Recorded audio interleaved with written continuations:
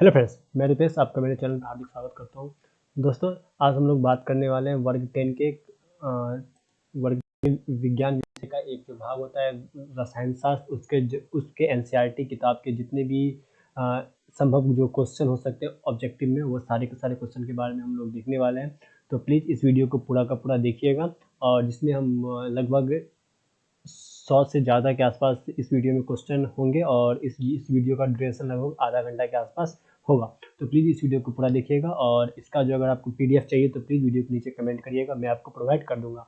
और अगर आप लोग चैनल पर नए हैं तो प्लीज़ इस चैनल को सब्सक्राइब कर दीजिएगा, और इस वीडियो को ज़्यादा से ज़्यादा लाइक और शेयर अपने दोस्तों के साथ करिएगा, जिससे कि आपको साइंस के बारे में थोड़ा सा जानकारी मिले, और इस वीडियो से आपको संभवतः जो भी आने वाला जो 2022 का जो मैट्रिक का एग्जाम है उसमें भी आपको हेल्प मिलेगा। तो प्लीज़ चलिए वीडियो को शुरुआत करते हैं। अगर आप लोग चैनल तो सब्सक्राइब कर लें, तो चलिए देखते हैं। तो इसमें हम लोग केमिस्ट्री के बारे में बात करने वाले हैं, जिसमें हम लोग सारा का सारा जो चैप्टर है पूरे केमिस्ट्री का वो एक ही वीडियो में ले लेंगे, और ये एनसीईआरटी बुक से संभावित है। तो देखिए, हम लोग पहला क्वेश्चन है कि लोहा को जिंक से लेपित करने की क्रिया को क्या कहते हैं। यानी लोहा को जिंक से लेपित करने की, जैसे कि लोहा को अगर हमें जंग से बचाना है तो इससे बचाने के लिए हम लोग इस पर जिंक का परत चढ़ाते हैं, जिससे कि लोहा का संक्षारण नहीं होता, उसमें जंग नहीं लगता है। तो उसके लिए हम लोग गैल्वीकरण के नाम से उसको जानते हैं। ठीक है। अगला क्वेश्चन है कि सिल्वर क्लोराइड का रंग क्या, सॉरी अगला क्वेश्चन है कि सिल्वर क्लोराइड का रंग क्या है। तो जो सिल्वर क्लोराइड, यानी सिल्वर मतलब चांदी, चांदी कैसा होता है, सफेद कलर का, तो इसका जो रंग होगा वो श्वेत यानी व्हाइट होगा।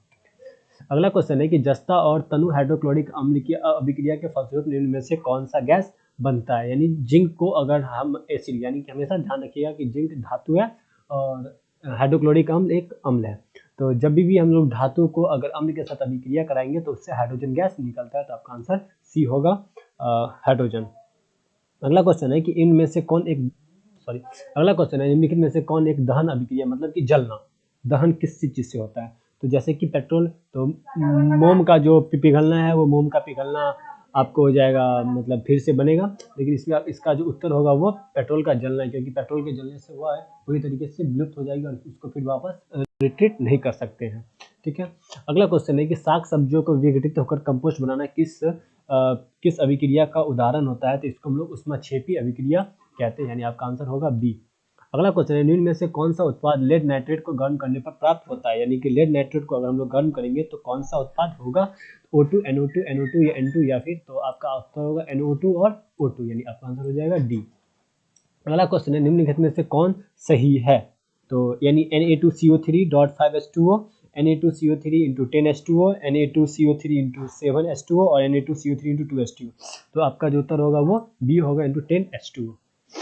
अगला क्वेश्चन है कि अपघटन, इनमें से कौन अपघटन अभिक्रिया। तो सिंपल याद, अपघटन अपघटन में होगा क्या होगा, तो जो इसका उत्तर होगा वो सी, KCl। यानी कि अपघटन का मतलब होता है कि एक से दो अलग भागों में टूटना। यहाँ पे 2KClO3 है, तो KCl अलग हो गया और O3 अलग हो गया, यानी आपका आंसर क्या होगा, सी। अगला क्वेश्चन है कि Fe2O3 + 2Al में ये कौन सी अभिक्रिया है। तो इसको हम लोग विस्थापन अभिक्रिया के नाम से भी जानते हैं। इसको किस अभिक्रिया के नाम जानेंगे, विस्थापन अभिक्रिया, क्योंकि इसमें दोनों एक दूसरे से विस्थापित हो रहा है, यानी Fe अलग निकल रहा है और O2 अलग निकल रहा है। अगला क्वेश्चन है कि लौह चूर्ण पर तनु हाइड्रोक्लोरिक अम्ल डालने से क्या होता है। तो लौह चूर्ण पर अगर मैं लोहा यानी कि आयरन, इस पर हम लोग अगर हाइड्रोक्लोरिक अम्ल डालेंगे तो सिंपल, अभी मैंने बताया था कि हाइड्रोजन गैस होगा, तो इसी से हम लोग इसका आंसर ए लगा सकते हैं। तो आपका आंसर क्या होगा, ए, यानी इससे हमको आयरन क्लोराइड और फिर हाइड्रोजन गैस निकलता है। यानी Fe के साथ, ये ऐसे की रिएक्शन है, Fe के साथ अगर मैं HCl दे दूंगा, ठीक है, तो Fe2, ठीक है ना, तो 2HCl यानी 2, तो 2FeCl, 2FeCl + H2। ठीक है। अगला क्वेश्चन है कि श्वसन किस प्रक्रिया का अभिक्रिया है, मतलब श्वसन किस प्रकार की अभिक्रिया है। तो जो श्वसन है वो उत्प्रेरण अभिक्रिया के नाम से काउंट होगा। अगला है कि CuO + H2 और Cu + H2O प्रकार की अभिक्रिया है। तो ये जो अभिक्रिया होगी ये 2 से 1 होगी, तो यानी ये संयोजन अभिक्रिया यानी कि अपचयन अभिक्रिया होगी। अगला है कि इलेक्ट्रॉन के स्थानांतरण से बने यौगिक कहलाते हैं। यानी कि अगर हम इलेक्ट्रॉन को स्थानांतरित करेंगे तो इसे हम लोग विद्युत संयोजी कहते हैं। विद्युत संयोजी यानी इससे इलेक्ट्रॉन एक से दूसरे पर प्रतिस्थापित हो रहा है। नीचे दी गई अभिक्रिया में कौन सही है, यानी कि Cu2Cu O2 और ये क्या है, तो इसमें क्या हो रहा है, इसमें कॉपर का ऑक्सीकरण हो रहा है क्योंकि इसमें ऑक्सीजन जुड़ रहा है, तो इसका क्या आंसर होगा, कॉपर का ऑक्सीकरण। ठीक है, अगला क्वेश्चन है कि निम्नलिखित समीकरण में H2 और Cl ये क्या है, तो ये एक संयोजन अभिक्रिया होगी क्योंकि इसमें H2 और Cl मिलकर क्या मिल रही है, HCl बन रहा है, तो ये एक प्रकार की संयोजन अभिक्रिया, यानी आपका उत्तर हो गया बी। अगला क्वेश्चन है निम्नलिखित में से कौन द्विविस्थापन अभिक्रिया, यानी दो विस्थापन हो रहा है, तो AgCl, देखो यहाँ से AgCl ले गया, NaNO3 ले गया, तो आपका उत्तर हो जाएगा सी। निम्नलिखित अभिक्रिया में से कौन विस्थापन अभिक्रिया, यानी किसका विस्थापन हो रहा है, तो इसका उत्तर भी सी हो जाएगा क्योंकि Fe में FeSO के साथ ले जा रहा है और Cu अलग निकल गया, तो आपका उत्तर हो जाएगा सी। अगला है कि अवक्षेपण अभिक्रिया से किस प्रकार का लवण प्राप्त होता है, तो अवक्षेपण अभिक्रिया से हम लोगों को अविलय लवण प्राप्त होता है। अगला क्वेश्चन है कि निम्नलिखित में से कौन एक अपघटन अभिक्रिया का उदाहरण नहीं है, अपघटन अभिक्रिया का उदाहरण नहीं है, तो अपघटन यानी H2Cl ये संयोजन अभिक्रिया, ये अपघटन अभिक्रिया नहीं हो सकती, इसमें CaCO3 दो पार्ट में टूट रहा है, C2KClO3 ये अलग पार्ट में टूट रहा है, लेकिन यहाँ पे ये दोनों आपस में जुड़ ही रहा है। अगला है निम्नलिखित में से कौन एक रेडॉक्स अभिक्रिया है, कौन एक रेडॉक्स अभिक्रिया है, तो इसका जो उत्तर होगा वो CaOHCl plus CaCl2 into H2O, यानी ये रेडॉक्स है, इसमें भी क्या हो रहा है कि आपस में द्विविस्थापन हो रहा है। ठीक है, अब लोग चलते हैं अगले क्वेश्चन पे, तो अगला है चैप्टर 3 से धातु और अधातु में, तो अगला क्वेश्चन है कि अमलगम एक मिश्र धातु है, इनमें से एक धातु हमेशा रहता है, अमलगम एक मिश्र धातु है, तो इसमें से एक हमेशा क्या रहेगा, कॉपर, सिल्वर, पारा या सोना, तो इसका जो उत्तर होगा वो हो जाएगा पारा, यानी अमलगम में हमेशा पारा यानी Hg रहता है। निम्न में से कौन सा पदार्थ ऑक्सीजन से संयोग नहीं करता, ऑक्सीजन से संयोग गोल्ड नहीं करता, इसीलिए गोल्ड बहुत ज्यादा महंगा होता है। ठीक है, अगला क्वेश्चन है कि विद्युत का सर्वोत्तम सुचालक क्या होता है, तो विद्युत का सर्वोत्तम सुचालक चांदी यानी कि Ag होगा। उसके बाद अगला क्वेश्चन है कि बॉक्साइड निम्नलिखित में से किस धातु का मुख्य अयस्क है, बॉक्साइड निम्नलिखित में से किस धातु का मुख्य अयस्क है, तो बॉक्साइड जो होता है वो हमें एल्युमिनियम से प्राप्त होता है, तो इसका जो मुख्य अयस्क होगा वो एल्युमिनियम हो जाएगा।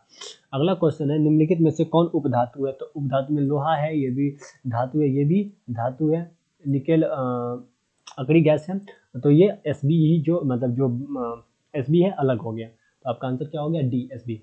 शुद्ध सोना को व्यक्त किया जाता है 24 कैरेट में, तो जो 24 कैरेट का सोना होता है उसको हम लोग शुद्धतम सोना के नाम से भी जानते हैं। पित्तल क्या है, अगला क्वेश्चन है कि पित्तल क्या है, तो पित्तल एक प्रकार का मिश्र धातु है। अगला है निम्नलिखित में से किसे जिंक चाकू से काटा जा सकता है, तो आपका लिथियम हो सकता है, सोडियम हो सकता है और पोटासियम हो सकता है, तो इसमें ये तीनों तो नहीं होंगे, तो आपका उत्तर क्या होगा लिथियम। निम्नलिखित में से कौन आयनिक यौगिक है, तो निम्नलिखित में से कौन आयनिक यौगिक है, तो इसका होगा CaCl2, ये आयनिक यौगिक होंगे। निम्नलिखित में से कौन अधातु है, अधातु है तो कार्बन, एल्युमिनियम, ये लोहा, एल्युमिनियम और चांदी ये सब धातु है, बस कार्बन एक अधातु होता है। सक्रियता श्रेणी में हाइड्रोजन के ऊपर सक्रियता श्रेणी में हाइड्रोजन ऊपर के धातु, सक्रियता श्रेणी में हाइड्रोजन के ऊपर के धातु अम्लों से अभिक्रिया कर हाइड्रोजन बनाते हैं या फिर अम्लों से करके हाइड्रोजन गैस बनाते हैं, तो वही हाइड्रोजन से ऊपर के धातु अम्लों के साथ अभिक्रिया करके हाइड्रोजन गैस बनाते हैं, यानी आपका उत्तर क्या होगा बी। अगला है उच्च विद्युत धनात्मकता के कारण धातु के परमाणु होते हैं ऋणात्मक, क्या होंगे धनायन, क्या होंगे उच्च विद्युत धनात्मकता के कारण विद्युत धातु के परमाणु हमेशा धनायन होंगे। फिर धातु के ऑक्साइड सामान्यतः होते हैं, तो धातु के ऑक्साइड सामान्यतः अम्लीय, क्षारीय, गंधर्वी या उदासीन, तो धातु के ऑक्साइड हमेशा क्षारकीय होते हैं, यानी क्षार होंगे। अगला है कि अयस्क से चुंबकीय अशुद्धियों को दूर करने के लिए जो विधि प्रयुक्त की जाती है उससे हम लोग अयस्क से चुंबकीय अशुद्धियों को, तो उसको हम लोग चुंबकीय पृथक्करण विधि कहते हैं, क्योंकि चुंबक का यूज हो रहा है तो चुंबकीय पृथक्करण होगा। फिर सल्फाइड अयस्कों का सांद्रण किया जाता है, सल्फाइड अयस्कों का हाथ से चुनकर निक्षालन द्वारा, फेन प्लावन द्वारा या निस्तापन द्वारा, तो जो इसका उत्तर होगा वो होगा फेन प्लावन द्वारा, यानी इसको हम लोग फेन प्लावन द्वारा विधि से अलग करते हैं सल्फाइड के अयस्कों को। अगला है निम्नलिखित में से कौन एल्युमिनियम का मिश्र धातु है, तो एल्युमिनियम का जो मिश्र धातु होगा वो मैग्नेलियन होगा, क्या होगा मैग्नेलियन। ठीक है, कॉपर का निष्कर्षण मुख्यतः किस अयस्क से किया जाता है, यानी कॉपर हमें कहाँ से मिलता है, तो कॉपर हमें कॉपर पायराइट यानी CuFeS से मिलता है।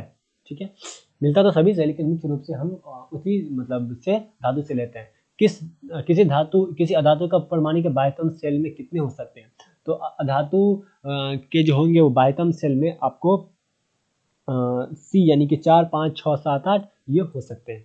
ठीक है, जैसे कि कार्बन, कार्बन के आखिरी में 4 है, ठीक है। उसी प्रकार से ऑक्सीजन आखिरी में क्या है, 22वीं कक्षा में 6 है, ठीक है, तब ना उसका संयोजक 2 रहता है। तो साधारण गंधक किस आणविक रूप में पाया जाता है, साधारण गंधक, तो साधारण जो गंधक होगा वो हमेशा S8 के रूप में पाया जाएगा, यानी सल्फर। फास्फोरस का आणविक सूत्र क्या होता है, तो फास्फोरस का जो आणविक सूत्र होगा वो P4 होगा, क्या होगा, P4, यानी कि आंसर होगा आपका डी। सोना निम्नलिखित में से किस द्रव में घुल जाता है, तो जो सोना होगा वो अम्लराज में घुलेगा या सांद्र सल्फ्यूरिक अम्ल में घुलेगा, सार नाइट्रिक अम्ल में, यानी सभी में। तो ये जो सोना होता है वो अम्लराज में पूरी तरीके से घुल जाता है। अगला है कि कौन सा धातु कमरे के तापमान पर द्रव होता है, कौन सा धातु कमरे के तापमान पर द्रव होता है, ब्रोमीन, पारा, तांबा, एल्युमिनियम। तो जो आपका उत्तर होगा वो होगा ब्रोमीन, यानी ब्रोमीन जो होता है वो एक ऐसा धातु है जो कि कमरे के तापमान पर द्रव होता है। सीसा और टीन की मिश्र धातु को कहते हैं, सीसा और टीन की मिश्र धातु को सोल्जर कहते हैं, स्टील कहते हैं, गन मेटल कहते हैं या उपधातु कहते हैं, तो इसको हम लोग सोल्डर कहते हैं। सीसा और टीन के मिश्र धातु को सोल्डर के नाम से जानते हैं। अगला क्वेश्चन है, निम्नलिखित में से कौन अधिक अभिक्रियाशील है, कॉपर, Hg, Ag या Au। तो सबसे ज्यादा जो अभिक्रियाशील है वो आपका कॉपर होता है, ठीक है। जो कम क्रियाशील होगा, तो सिंपल सा कॉन्सेप्ट है, जो कम क्रियाशील होगा वो ज्यादा महंगा होता है। अगला क्वेश्चन है, निम्नलिखित में से कौन अति ज्वलनशील है, लाल फास्फोरस, श्वेत फास्फोरस, साधारण गंधक या प्लास्टिक गंधक। तो श्वेत फास्फोरस, जो श्वेत व्हाइट फास्फोरस होता है ये सबसे ज्यादा ज्वलनशील होता है। विद्युत अपघटनी परिष्करण में अशुद्ध धातु को बनाया जाता है, एनोड, कैथोड, अपघट या इन सभी पर। विद्युत अपघटनी परिष्करण में अशुद्ध धातुओं को एनोड पर बनाया जाता है, किस पर, एनोड पर। निम्नलिखित में कौन सबसे अधिक अभिक्रियाशील धातु है, सबसे अभिक्रियाशील अगर धातु की बात करेंगे, मैग्नीशियम, कैल्शियम, सोडियम या पोटासियम, तो सबसे ज्यादा जो अभिक्रियाशील है वो सोडियम से ज्यादा पोटासियम होगा। फिर है कि वल्वीकरण, यानी कि इसकी प्रक्रिया में प्राकृतिक रबर किससे मिलकर बनता है, तो ये साधारण गंधक से मिलकर बनता है, ठीक है, प्राकृतिक रबर। इसके अलावा 1 ग्राम सोना से कितना लंबा तार बनाया जा सकता है, तो 1 ग्राम सोना से हम लोग 2 किलोमीटर का लंबा तार बना सकते हैं, यानी सोना की जो तन्यता होती है उतनी ज्यादा होती है। कमरे के ताप पर मरकरी धातु किस अवस्था में पाई जाती है, तो कमरे के ताप पर जो मरकरी धातु है वो लिक्विड अवस्था में पाई जाती है, यानी आपका आंसर जो होगा वो बी द्रव होगा, ठीक है। अगला क्वेश्चन है कि व्यावसायिक स्तर पर एल्युमिनियम धातु का निष्कर्षण किस अयस्क से किया जाता है, तो ये बॉक्साइड, यानी कि एल्युमिनियम का जो निष्कर्षण होता है वो अयस्क बॉक्साइड से होगा। अगला क्वेश्चन है कि लोहे के निष्कर्षण में चूना पत्थर, कैल्शियम सिलिकेट, CaSiSO4 इंटू एक यौगिक बनाते हैं, यह यौगिक क्या कहलाता है, तो यह जो यौगिक होगा वो भर्जन कहलाएगा, प्रगलन कहलाएगा, द्रावक कहलाएगा, धातुमल कहलाएगा। तो इसको हम लोग धातुमल के नाम से जानते हैं। किसी तत्व के गुणधर्म में का 2 या 2 से अधिक विभिन्न रूपों में वस्तु प्रस्तुतिकरण तत्व की क्या कहलाती है, तो ये इसकी समावयवता नहीं, अपरूपता कहलाएगी, ठीक है, आंसर क्या होगा, ए। अगला क्वेश्चन है, धातु की प्रकृति होती है विद्युत धनात्मक, विद्युत ऋणात्मक, उदासीन, इनमें से कोई नहीं। तो अभी हमने पढ़ा था विद्युत धनात्मक। लोहा एवं इस्पात को जंग से सुरक्षित रखने के लिए इनमें कौन सी परत चढ़ाई जाती है, तो जिंक की, यानी कि हम लोग उस पर लोहा के इस्पात को रखने के लिए हम लोग जिंक, यानी पहला ही क्वेश्चन था हम लोगों का कि लोहा और इस्पात को जंग से बचाने के लिए हम लोग उस पर जिंक धातु की पतली परत चढ़ा देते हैं। अगला क्वेश्चन है, किस रासायनिक यौगिक को गर्म करने पर प्लास्टर ऑफ पेरिस प्राप्त किया जाता है, व्यंजक चून, जिप्सम, चूना पत्थर या कच्चा चूना। तो आपका उत्तर होगा जिप्सम, यानी जिप्सम का उपयोग करके हम लोग प्लास्टर ऑफ पेरिस प्राप्त करते हैं। इनमें से किस क्रम में कौन सही है, यानी सबसे क्रम में कौन सही है, तो इसका जो उत्तर होगा वो सी होगा, यानी क्रम में, यानी सबसे ज्यादा Mg, फिर एल्युमिनियम, फिर जिंक, फिर लोहा। एक्वारेजिया रॉयल जल किस अनुपात में होता है, तो ये आपका 2:3, 3:2, 2:3, 3:1 या 1:3। तो इसका जो उत्तर होगा वो 3 होगा, यानी इसमें सांद्र यानी HCl3 और नाइट्रिक एसिड 2 एक रहता है। अपने शुद्ध रूप में धातु की सतह होती है चमकदार, कैसी होगी, चमकदार, यानी धातु को अगर हम लोग पूरी तरीके से चमका देंगे तो यह चमकदार होगी, आंसर क्या होगा, ए। उत्तर है, धातु के पतले तार को घिसने के लिए हम लोग उसको क्या कहते हैं, तो उसको हम लोग उसकी तन्यता के नाम से जानते हैं, यानी धातु को हम लोग उसकी तन्यता के कारण ही उसको लंबे परत में घिस सकते हैं। अगला है, कुछ धातु को पीटकर पतली चादर में बदल दिया जाता है, इसको हम लोग आघात वर्धिता कहते हैं, यानी कि धातु के आघात वर्धिता गुण के कारण हम लोग उसको पीटकर चादर में कर सकते हैं। जो धातु कठोर सतह से टकराने पर आवाज करती है उसे हम लोग क्या कहते हैं, तो उसे हम लोग धान्विक यानी कि सोनोरस के नाम से जानते हैं, यानी सोनोरस के गुण के कारण ही कोई भी धातु टन टन की आवाज करती है। सबसे अधिक तन्य धातु क्या है, तो सॉरी अगला क्वेश्चन है सबसे अधिक तन्य धातु क्या कौन है, तो सबसे अधिक जो तन्य धातु है चांदी, तांबा, एल्यूमिनियम या सोना, तो आपका उत्तर क्या होगा, सोना, यानी सोना सबसे ज्यादा तन्य धातु होता है। इनमें से कौन अधातु होते हुए चमकीला है, तो अधातु होते हुए चमकीला है, तो इसका उत्तर होगा आयोडीन। आयोडीन एक अधातु है लेकिन तभी भी यह चमकता है। सबसे कठोर प्राकृतिक पदार्थ कौन है, लिथियम, हीरा, सोडियम, पोटेशियम, तो सबको पता है हीरा होगा, डायमंड।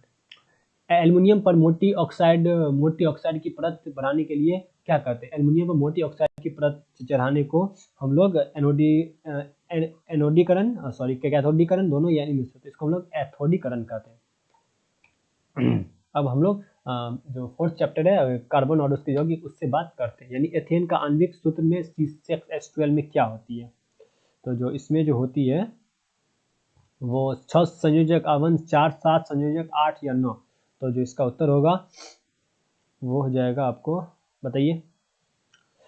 हाँ, तो इसका जो उत्तर होगा वो 7 संयोजक बंधन होगा, ठीक है, यानी C6H6 में 7 संयोजक बंधन होता है। ब्यूटेनॉन यौगिक है चतुर कार्बन जिसका प्रकार समूह, यानी कि ब्यूटेनॉन किससे बिलोंग करता है, तो जो ब्यूटेनॉन है वो आपका कार्बोलिक अम्ल, एल्डिहाइड, कीटोन या तो ब्यूटेनॉन है तो ये कीटोन से बिलोंग करेगा।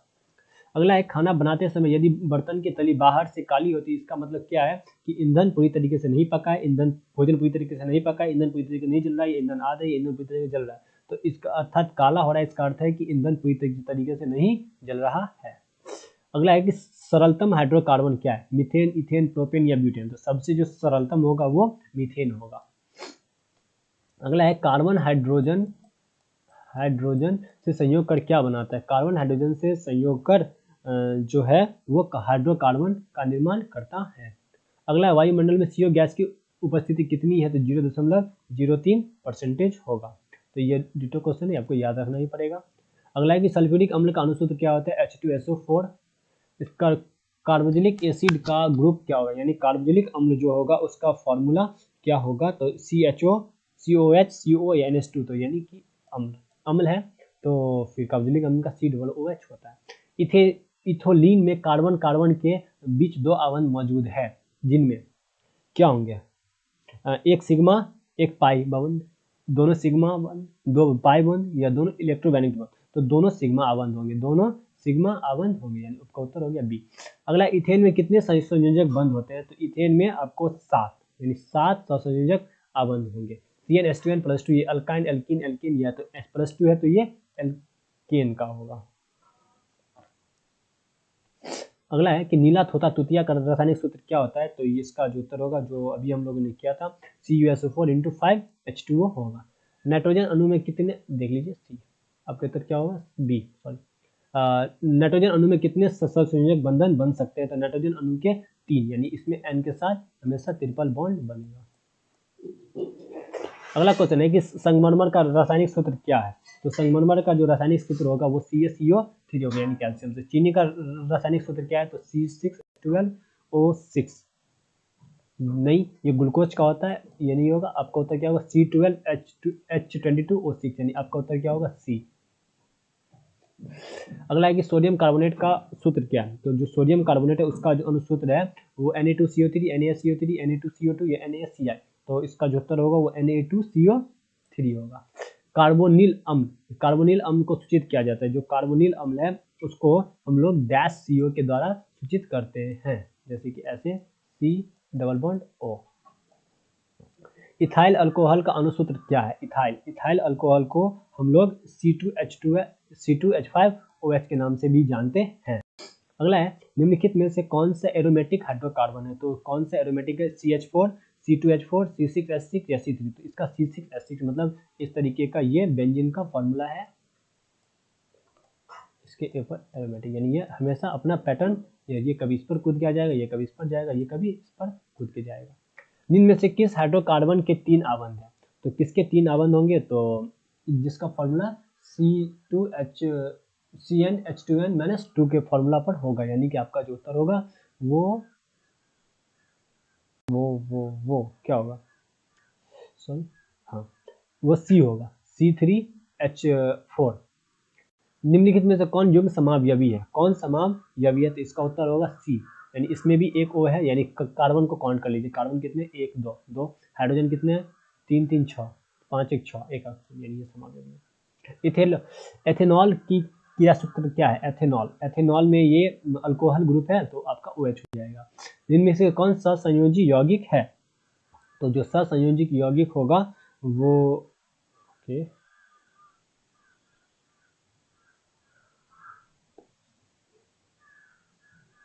आपका उत्तर होगा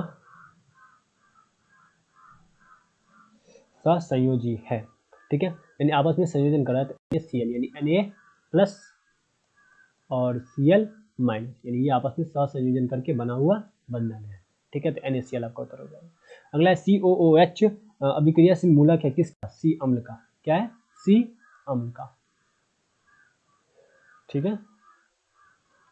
अगला है CHO क्रियाशीलक मूलक को क्या कहते हैं? CHO ये एल्डिहाइड ग्रुप का है, ठीक है। अब हम लोग पढ़ेंगे इसके लास्ट मतलब चैप्टर यानी तत्वों का वर्गीकरण पे।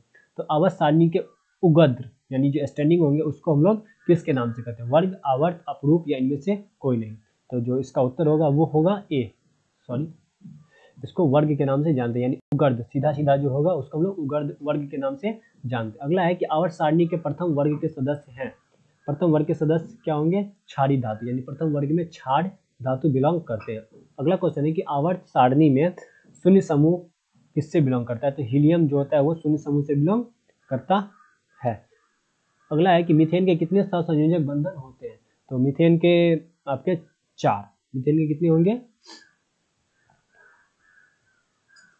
बी, यानी कि 4 उत्तर होंगे, ठीक है। अगला है कि आधुनिक आवर्त सारणी में, एक मिनट, आधुनिक आवर्त सारणी में तत्वों का वर्गीकरण का आधार क्या था?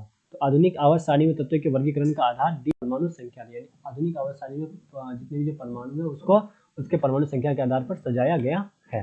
अमोनिया के अणु में नाइट्रोजन एवं हाइड्रोजन के परमाणुओं की संख्या का अनुपात कितना है? तो ये 3:1 होगा। कितना होगा? 1:3, सॉरी, क्या पहले नाइट्रोजन 1 है और हाइड्रोजन 3 है, यानी NH3, ठीक है। अगला क्वेश्चन है लोहे का परमाणु संख्या कितना है? तो 26, यानी Fe से डिनोटेड करते हैं और 26 होता है। अगला आधुनिक आवर्त सारणी वर्गों की संख्या ऊर्ध्व कितनी है? तो ये होगी आपको 18, यानी 18 को वर्ग, यानी ऐसे करके 1 2 3 4 5 6 7 8 18, ठीक है। अगला ओजोन के एक अणु में कितने ऑक्सीजन? तो O3 के नाम से ओजोन को जानते हैं, इसमें 3 परमाणु है। आवर्त सारणी में कितने? 36 पंक्ति 7, कितने होंगे? 7। अगला क्वेश्चन है कि हीलियम कैसा तत्व है? तो हीलियम जो हो एक प्रकार का अक्रिय धातु, क्योंकि यह किसमें बिलोंग करता है? ये सबसे लास्ट जो 18वां वर्ग है उससे बिलोंग करता है। आवर्त सारणी में कितने आवर्त हैं? तो 7। ये जो है आपको त्रिक नियम किसने प्रतिपादित किया था? जो त्रिक नियम है ये डॉवर्नियर के द्वारा त्रिक दिया गया था। अष्टक नियम किसने दिया था? तो अष्टक नियम जो है वो अष्टक नियम, एक मिनट, अष्टक नियम भी डॉवर्नियर के द्वारा ही दिया गया था। मेंडलीव के आवर्त सारणी के अनुसार तत्वों के गुणधर्म किसके, यानी मेंडलीव के अनुसार ये मेंडलीव ने अपने जो आवर्त सारणी था उसको परमाणु द्रव्यमान के आधार पर सजाया था। मेंडलीव ने तत्वों को किसके बढ़ते क्रम में सजाया? तो मेंडलीव ने तत्वों को उसके परमाणु द्रव्यमान के बढ़ते क्रम में सजाया था।